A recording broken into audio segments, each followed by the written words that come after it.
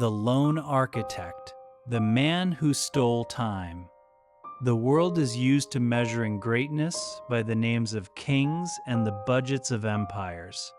We marvel at Roman aqueducts and the Colosseum, forgetting that behind every stone stood thousands of hands.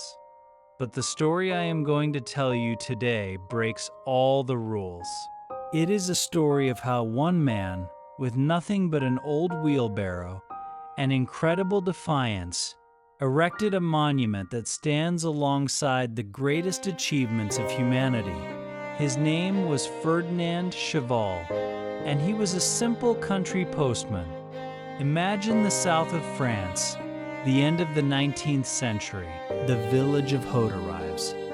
Every day, through dust or mud, under the scorching sun or freezing rain, Ferdinand walks his 30-kilometer route. His life is an endless road and a heavy bag filled with other people's news.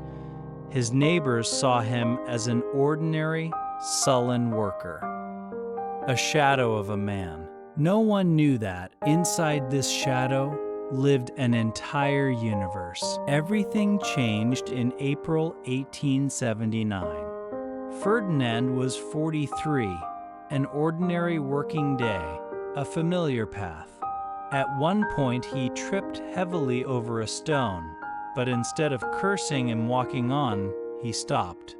The stone was strange, a bizarre, almost alien shape created by centuries of erosion. Cheval picked it up, and at that moment, something clicked in his head. He remembered his dreams. In them, he saw a palace that belonged to no era, a mixture of Hindu temples, mysterious caves, and fairy tale grottos. That day, Ferdinand realized nature had provided the material, and he would provide the form. From that day on, the postman's life turned into a quiet obsession. His daily route became an expedition. While he delivered letters, his eyes searched for treasures, stones of unusual shapes. At first, he stuffed his pockets with them. Then he began to leave piles of stones along the road, returning after work at night to collect them with a woven basket. Eventually, he acquired a faithful wooden wheelbarrow, which became his only ally. The villagers mocked him. "Look, crazy Cheval is hauling his boulders again," they said. He was considered the village idiot, wasting his free hours on trash. Now, while the world slept, Ferdinand built. By the light of a kerosene lamp in his garden, he began to erect, layer by layer, what would later be called the ideal palace. He had no training as an architect. He knew no rules of symmetry or laws of structural integrity. His inspiration came from the pictures in the magazines and postcards he delivered. He mixed lime with sand and literally wove shells, pebbles, and fossils into the walls. Decades passed.